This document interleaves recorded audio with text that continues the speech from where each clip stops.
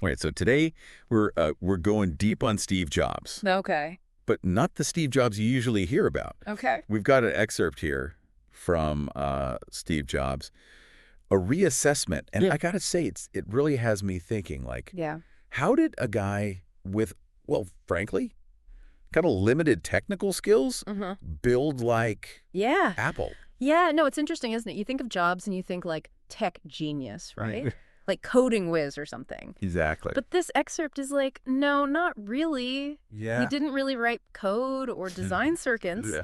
but somehow he was like this driving force. Yeah, and that's what I don't get. Yeah. A total paradox. It is. The excerpt even says he wasn't a programming whiz, Right. but that he made brilliant things happen by working with the right people. Yeah. So is his real genius like leadership, not coding? I think so. Yeah. I mean, leadership, but not just like anyone could lead. Right. Right. Jobs had this vision thing. Uh-huh. He could see the potential of tech Okay. before anyone else even like got it. Like, give me an example. Okay, well, like, remember when the iPod came out? Everyone was like, another MP3 player. Yeah, there were a dime a dozen. Exactly. Yeah. But Jobs, he saw it as something totally different. Like what? It was cultural. It was putting 1,000 songs in your pocket, Hmm. you know? And that vision, that's what he pushed his teams to create. Okay, so vision, that's one thing. Mm-hmm.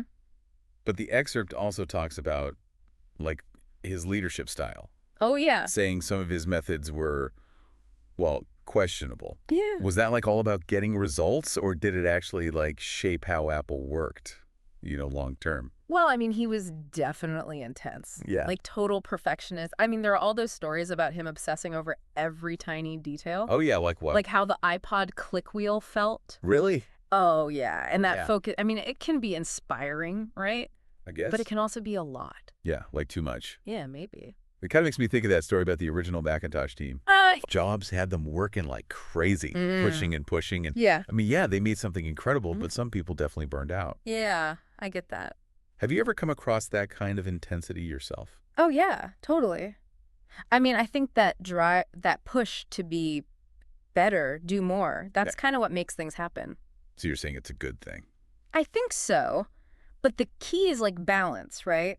Yeah. Jobs knew how to inspire people, but you can't forget the respect part. You got to create a place where people can actually work, long term. Right. So like someone listening right now Yeah. who maybe isn't like a coding genius, Mm-hmm.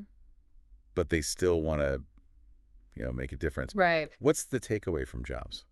I think Jobs shows us that you don't have to be like the most technical person Oh. to do amazing things. Yeah. It's about the vision, right? Yeah. Knowing what you want to do Yeah. and then finding the right people and inspiring them to make it happen. Like building a team. Exactly. A team where everyone is pushing for excellence, going further than they thought they could. I like that a lot. Yeah. So it's not just about code. It's about leadership. Right. Vision building something bigger than yourself. Exactly. So if Jobs' success wasn't about code, what are the essential ingredients for your field? What's your vision? Who's on your team? That's something to think about, right? Oh, I like that. Thanks for joining us for this deep dive. My pleasure. We'll catch you next time. See ya.